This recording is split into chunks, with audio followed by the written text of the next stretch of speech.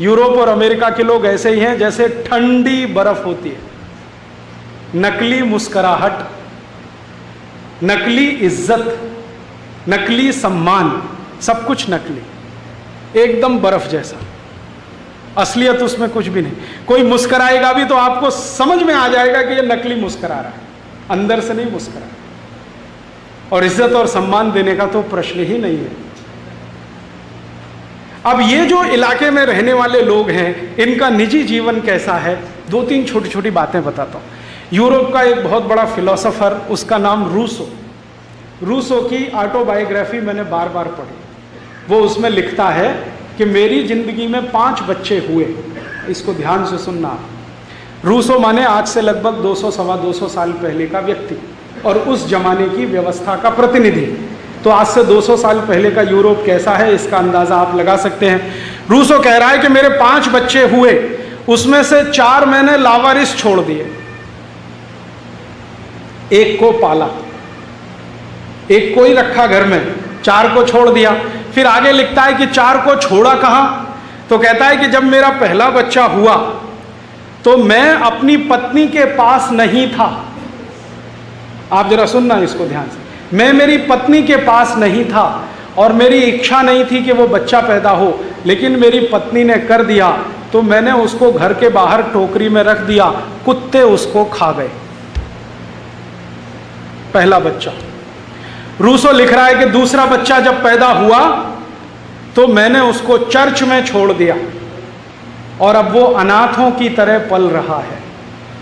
तीसरा बच्चा हुआ तो किसी फादर को दे दिया बैप्टिज्म करने के लिए। चौथा हुआ, उसको भी घर के बाहर फेंक दिया, भेड़िया खा गया। 5वां कहता है मैंने मेरे साथ रखा है।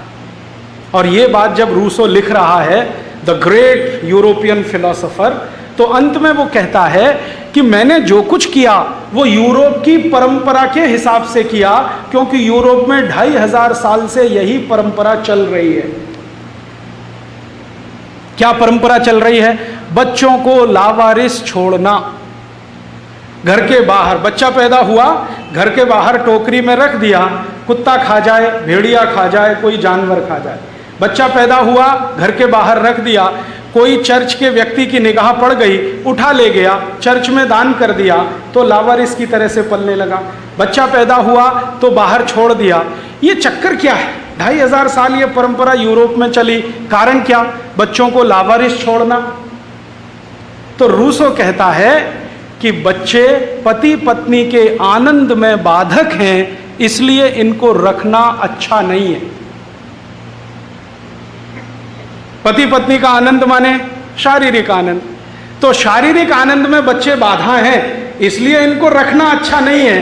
तो वो कहता है कि हमारी परंपरा में और मान्यता में शारीरिक आनंद ही सब कुछ होता है, बाकी दुनिया में कुछ नहीं होता। फिर अंत में वो कहता है कि ये शारीरिक आनंद की जो फिलॉसफी है वो मेरी नहीं है, मेरे गुरु प्लेटो की है। और प्लेटो रिपब्लिक में लिख रहा है कि हर मनुष्य को जीवन का आखिरी उद्देश्य है आनंद की प्राप्ति। और वो आनंद कौन सा? शरीर का। तो शरीर के आनंद की प्राप्ति जीवन का चरम उद्देश्य है।